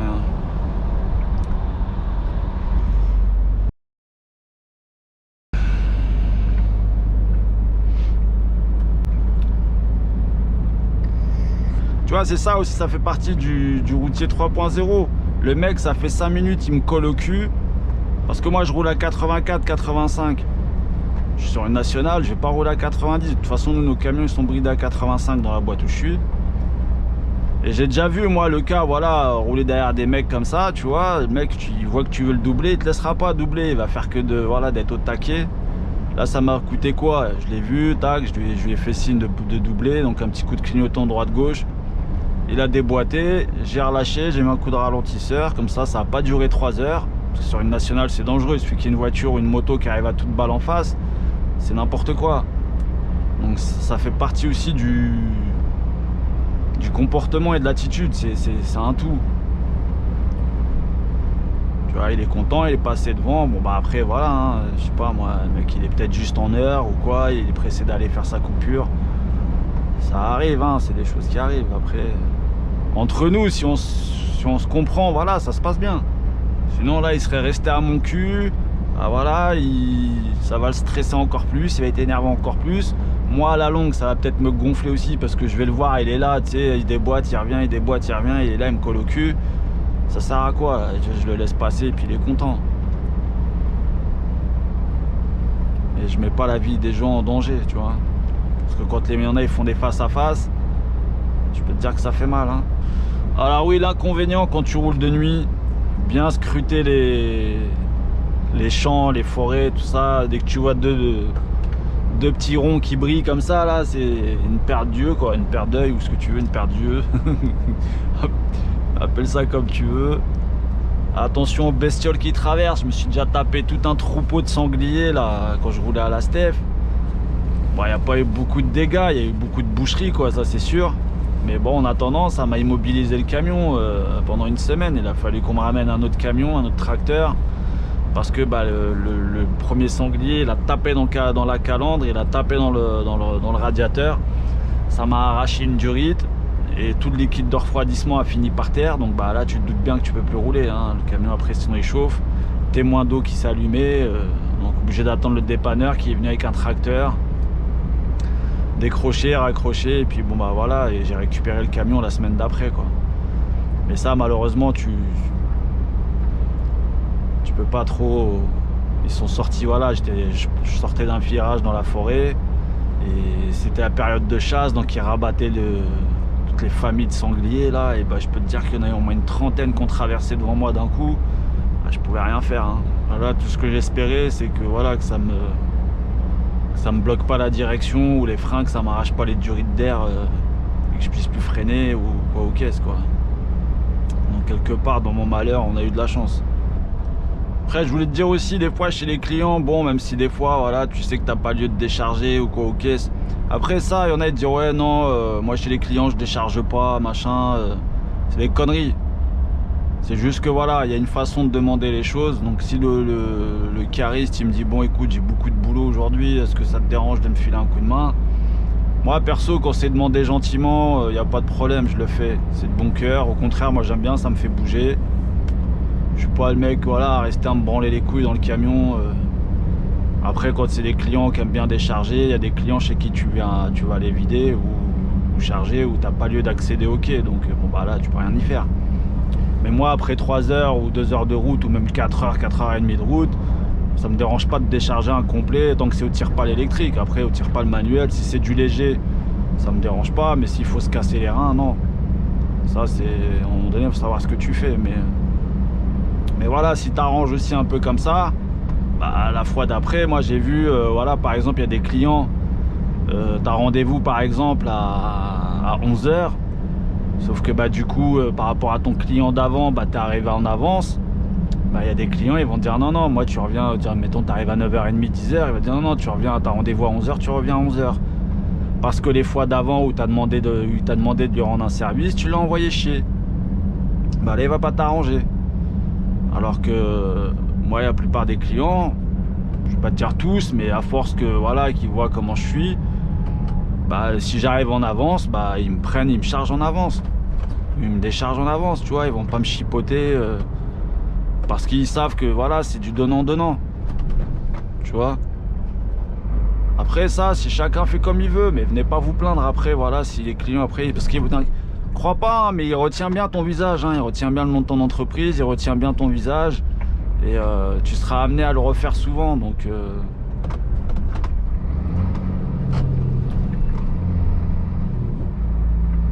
voilà, si tu sais pas mettre un peu d'eau dans ton vin, si je peux me permettre l'expression, t'étonnes pas à ce que voilà. Hein. Surtout par exemple si tu roules la semaine et que tu finis le vendredi, t'as par exemple ton chargement ou ton déchargement il est prévu à 16h ou 17h, hein, et que toi t'es là-bas il est 13h, 13h30, bah si tu l'as pas arrangé les autres fois, bah là il va te dire écoute Coco, t'as rendez-vous qu'à 16h, 16h30, et bah tu vas attendre 16h, 16h30. Et il aura raison, tu pourras rien dire. Ouais, tu vas être dégoûté, tu vas devoir te poireauter pendant 2-3 heures. Donc voilà, après ça c'est les mecs qui te disent ouais non, moi ceci, cela, moi je touche pas, je décharge pas, nanani. Ouais bah fais comme tu veux, je veux dire, y a pas de problème. Hein. Mais derrière voilà, t'étonnes pas ce que mets-toi toujours à sa place, hein, tu vois, je veux dire, toi t'es à sa place, t'as un mec qui vient, je sais pas combien de fois, je crois que tu lui demandes un service, il t'envoie chier. Bah à la fois où lui il va venir, où il va avoir besoin d'un service, bah tu vas faire quoi? Tu vas l'envoyer chier aussi. C'est logique. Alors il y a la fameuse question de la coupure quand on est hacké. Alors il y a deux choses. Il y a les mecs qui disent ouais non, moi quand je suis hacké, je me mets pas en coupure, je suis en travail. Ok, y a pas de problème.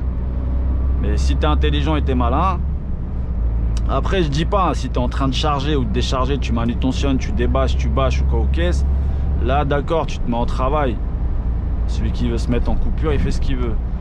Mais dès l'instant où tu arrives à quai, le gars tu sais qu'ils vont te décharger ou c'est eux qui vont te charger, t'as pas lieu d'accéder au quai, Si tu veux pas rallonger ton amplitude, rallonger ta journée, parce qu'aussi bien il te reste plus qu'une heure de route de volant avant de devoir faire une coupure, c'est un peu con.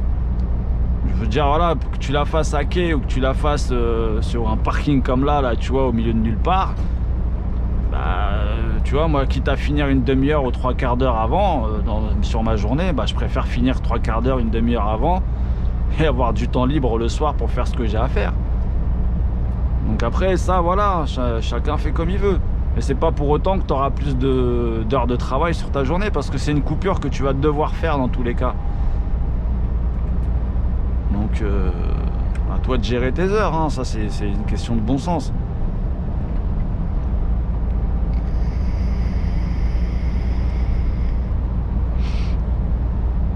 C'est pour ça, après, des mecs qui disent ouais, nous on fait 15 heures d'amplitude tous les jours, machin. Déjà, t'as pas lieu de faire 15 heures d'amplitude tous les jours, parce que t'es en infraction, hein. T'as le droit de la faire que 3 fois par semaine.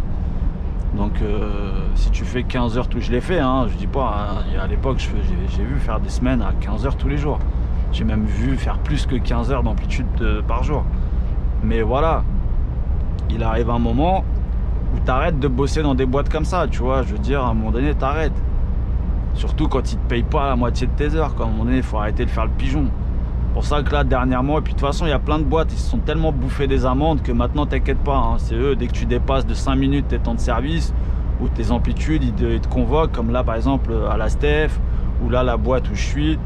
Je veux dire, là-dessus, ils sont carrés, hein. Après, il y a des jours, je dis pas, ça arrive rarement, qu'il y a eu des problèmes, etc., que t'as pas eu le choix de dépasser, ok. Mais tous les jours, toutes les semaines, non, ça va être de moins en moins, parce que comme je t'ai dit, les boîtes, ils commencent à en avoir marre d'avoir des amendes, hein. Et je peux te dire que ça chiffre en milliers d'euros, hein, les amendes pour les boîtes, quand ils voient que les chauffeurs ils se tapent des infractions à tout bas. Donc moi, les boîtes comme ça un peu véreuses, voilà, je n'y vais plus, ça c'est clair. Et ça, c'est dès l'entretien que je pose les choses, tu vois.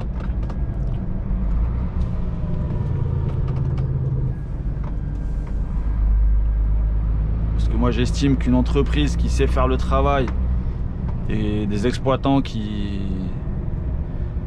savent calculer, qui savent faire leur boulot correctement, le chauffeur derrière, s'il a un minimum de bon sens et qu'il gère un peu ses journées, il sait un peu, comme je te dis, d'anticiper sur ta journée, tu sais, voilà, qu'il va falloir que tu gères un peu sur tes coupures. Voilà, faut jouer le jeu aussi à un moment donné, quoi. Après, faut que ça soit, voilà, faut pas non plus que tu te fasses enculer. Tu vois, faut que ça reste équilibré.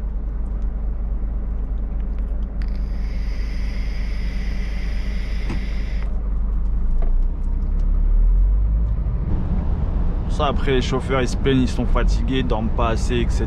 Bah oui, tu m'étonnes, si tous les jours il fait là, comme j'entends là, qui disent ouais, moi je coupe pas à quai, etc. Bah forcément tu rallonges ta journée, mais par rapport à ton rendez-vous du lendemain, bah tu coupes ta nuit de sommeil, elle est plus courte, tu réduis ta coupure en fait. Donc du coup tu te reposes beaucoup moins, donc cumulé sur la semaine, après tu es fatigué, c'est normal.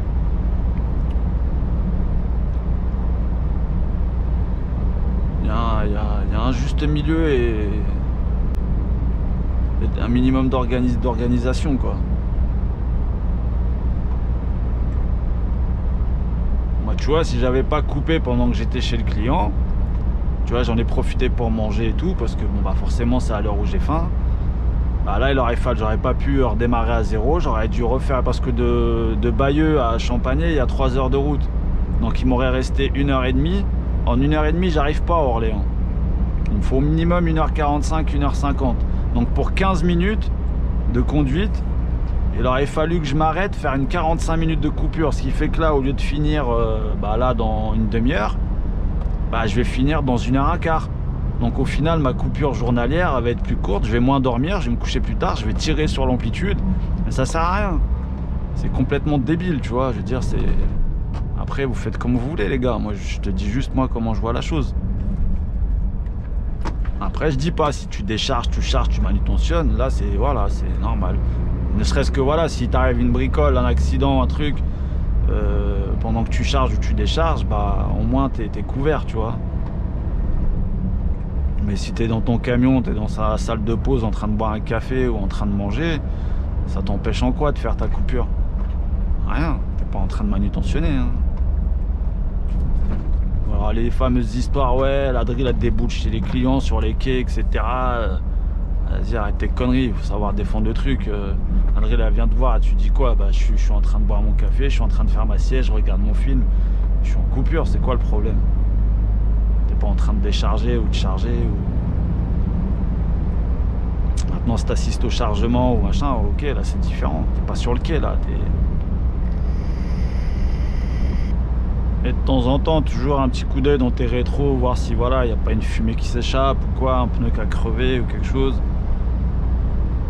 Donc c'est pas parce que tu vois pas ma tête tourner, c'est parce que moi mes yeux ils tournent mais pas la tête quoi. Et tu vois, quand tu roules beaucoup comme ça devient monotone à force après avec le temps, et quand t'es fumeur, bah moi je le sais, je l'ai vécu, que ce soit de journée comme de nuit, tu t'ennuies, surtout si tu fais que de l'autoroute. Alors là je te dis pas, c'est encore pire, moi l'autoroute ça me saoule, hein. Je peux pas être tout le temps sur l'autoroute. De temps en temps je dis pas, mais voilà, tout le temps, toutes les semaines, tous les jours sur l'autoroute. Du coup tu vas faire fumer, que de fumer clope sur clope, clope sur clope, clope sur clope, et voilà, c'est pas la solution. Donc je te ferai peut-être une vidéo là-dessus, même s'il y en a plein des vidéos, de youtubeurs qui présentent du matériel de cigarettes électroniques, etc. Donc voilà, ça après tu peux chercher. Mais je te ferai une vidéo où je t'expliquais un peu moi comment je m'y suis mis il y a 4 ans de ça à peu près, 3-4 ans, même plus. Et voilà, comment on va dire bien choisir ton matériel et bien commencer dans de bonnes conditions. Et déjà dans ta tête, si t'as pas envie d'arrêter, t'arrêteras pas, hein. Ou si tu dis je vais arrêter pour l'argent, pour le budget, lui il est pas bien réglé, ça j'adore. Si c'est pour l'argent, t'arrêteras pas, et si t'as pas envie d'arrêter, vraiment t'arrêteras pas. Donc il faut vraiment que tu aies une certaine volonté quand même aussi, je vais pas te mentir, hein, c'est pas non plus... Mais si derrière t'as le bon matériel, le bon liquide, quand je dis le matériel, c'est la bonne cigarette qui est adaptée. Parce qu'il y en a plein, ils m'ont dit ouais j'ai déjà essayé, voilà c'est de la merde. Et je dis pas, le matériel il a tellement évolué depuis. Il y a 5-6 ans de ça, quand ils ont commencé à sortir leur première cigarette électronique, j'ai essayé, je l'ai balancé direct quoi, tu vois. Voilà, parce que c'était pas le matos qu'on a maintenant. Ça a vachement évolué, donc si tu fais partie de ceux comme moi avaient essayé à l'époque et que au final tu es revenu à la cigarette, et bah retente, mais avec du bon matériel d'aujourd'hui, tu verras que ça sera beaucoup mieux. Le matériel est plus simple à utiliser, en saveur et en vapeur, c'est carrément c'est le jour et la nuit. Puis des liquides, il y en a tellement, il y a toutes les saveurs qu'il faut, il y en a pour tout le monde, franchement il y en a pour tout le monde. Il y en a tellement que ton problème ça va être de trouver le liquide, voilà, que t'as tellement de choix qu'à la fin tu sais même plus quoi choisir. Mais bon voilà, faut se donner le temps, et moi honnêtement au jour d'aujourd'hui je regrette pas, hein. Que ça soit niveau santé, niveau sens, donc en termes de saveur et d'odorat, en termes de physique, sport, etc., il n'y a pas de problème. Et le portefeuille après, bien sûr. Parce que quand tu te dis maintenant, là on arrive à quasiment 10 € le paquet, là je crois, quelque chose comme ça.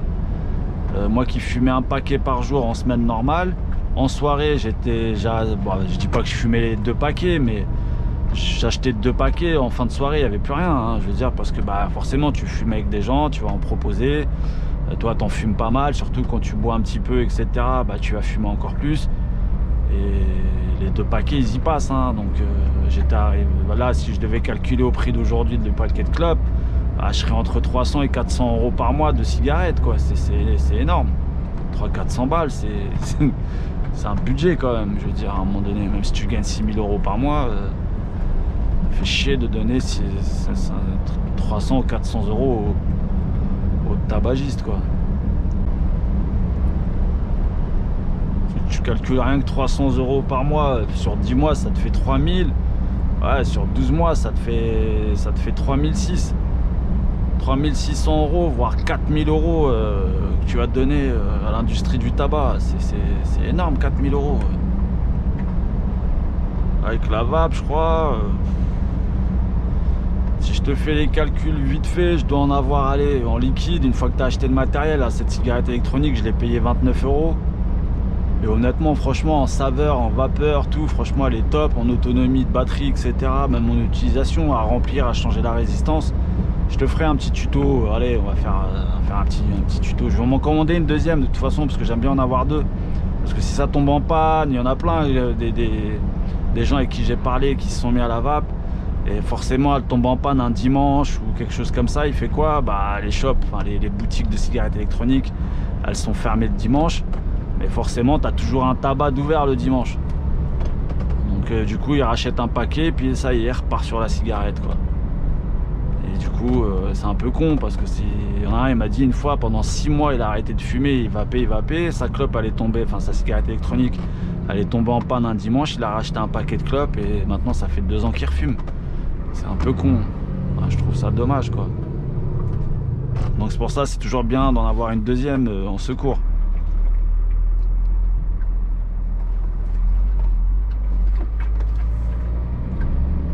Donc à 29 euros la cigarette, 30 euros.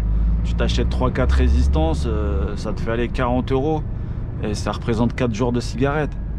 Le liquide, moi perso, je l'ai fait moi-même. Maintenant, je fais mes mélanges moi-même, mes dailles moi-même. Comme ça, je dose mes taux de nicotine moi-même. Même la saveur, etc. Ça, après, il y a des...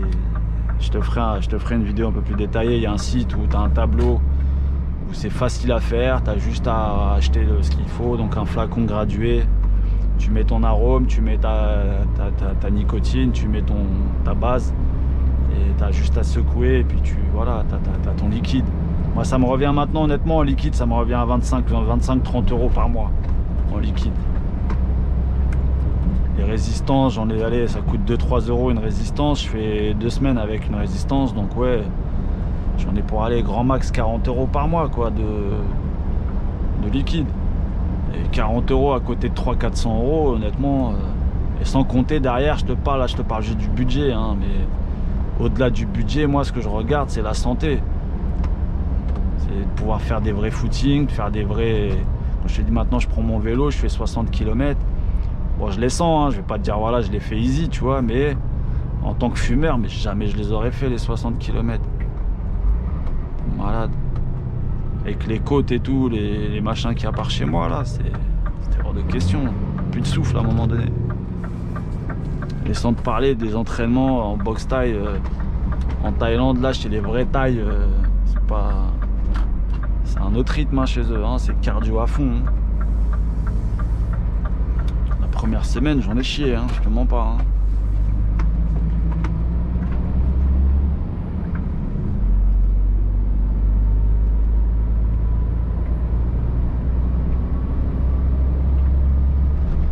Bon bah là, on est bientôt arrivé, tu vois, là on est à 1h49 de conduite. Je sais pas si tu le vois bien au chrono là-haut. 1h49.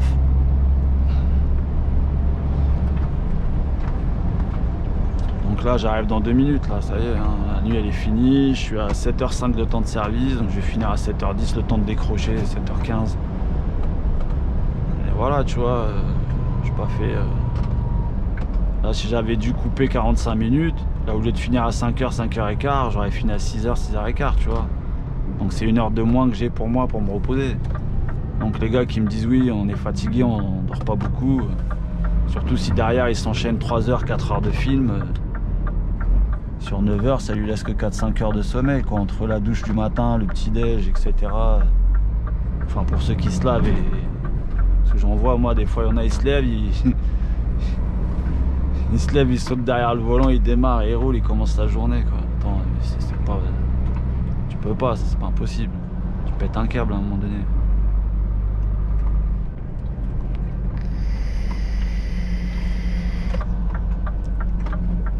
Donc là c'est le centre routier d'Orléans, enfin à Saran, mais bon on appelle ça le centre routier d'Orléans. Donc tu as la S24 pour faire tes pleins pour ceux qui font leur plein à la S24.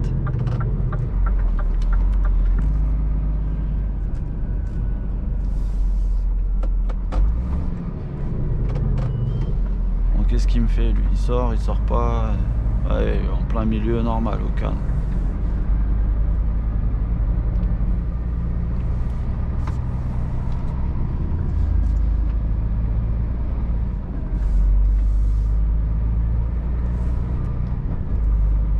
Bon, moi ici à Orléans, regarde, c'est blindé de camions, mais je me mets pas au début parce que tous les mecs là, ils vont partir dans même pas 1 heure, ils vont commencer tout ça à démarrer là. Donc moi, je me mets tout au fond. Je suis au calme, ma place habituelle, on va dire. Enfin, c'est mon secteur habituel. Mais au moins, je suis tranquille, quoi. Enfin, il y aura beaucoup moins de bruit.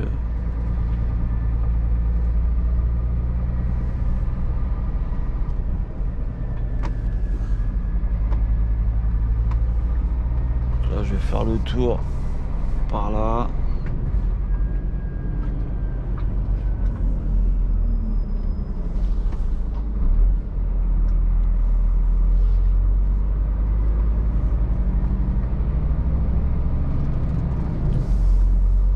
Puis on va se décrocher la remorque là-bas, tranquille. Comme ça, mon collègue, quand il va me ramener la mienne, bah, il aura la place pour décrocher à côté.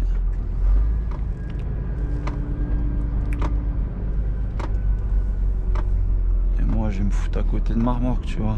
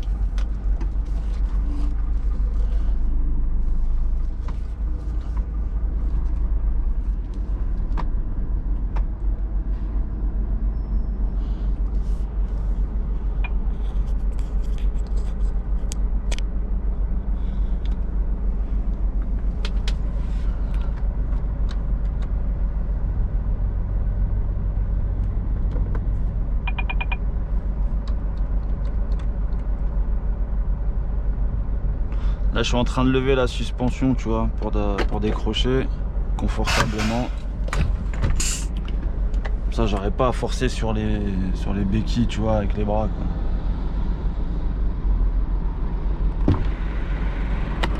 Allez, hop.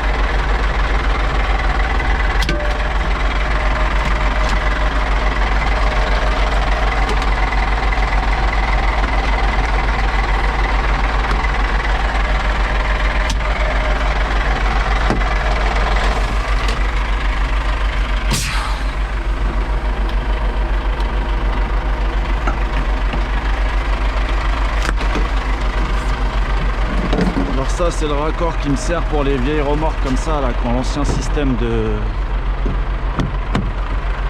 branchement de flexible pour l'éclairage.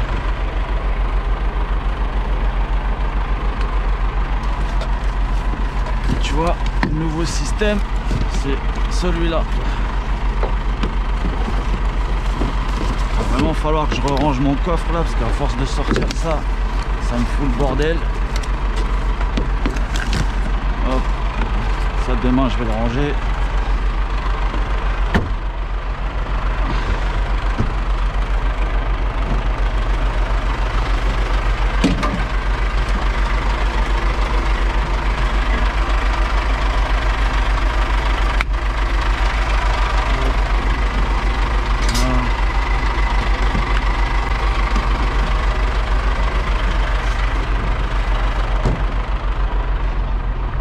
Ah oui, celle-là se freine ici.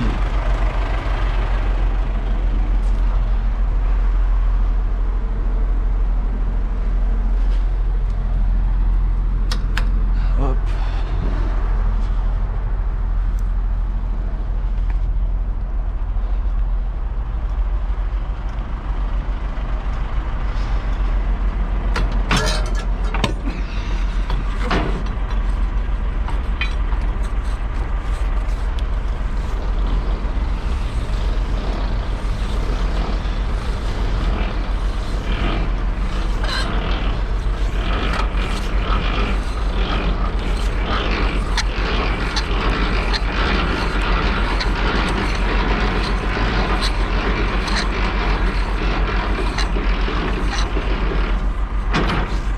je ne force pas sur les béquilles vu que j'ai levé mon tracteur à fond. Pas besoin de forcer. Dès que les patins effleurent à peine le sol, j'arrête de tourner ma manivelle, tu vois, comme ça après je vais avancer. Et dès que ma sellette est décrochée, je rebaisse mon tracteur, comme ça bah déjà j'enlève pas toute la graisse de ma sellette.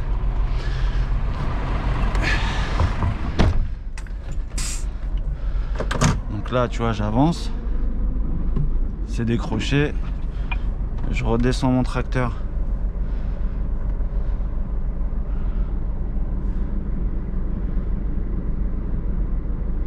Et dès que ma sellette se décolle du tablier,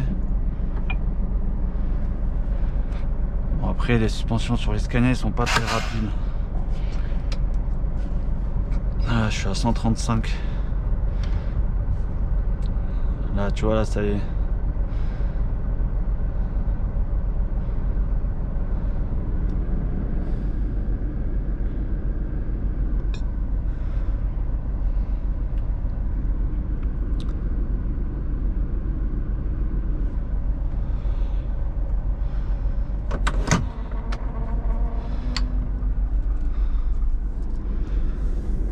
Hop.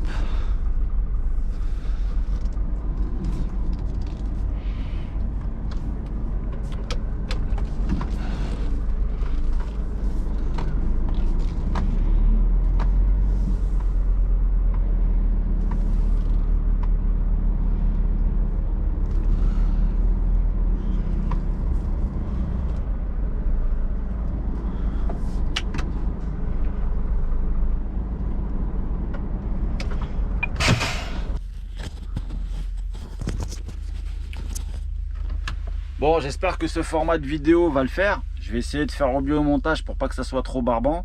Et puis bah si ça t'a plu, n'hésite pas à me le dire. Et pourquoi pas la prochaine fois je t'en ferai une de journée. Allez, ciao poto.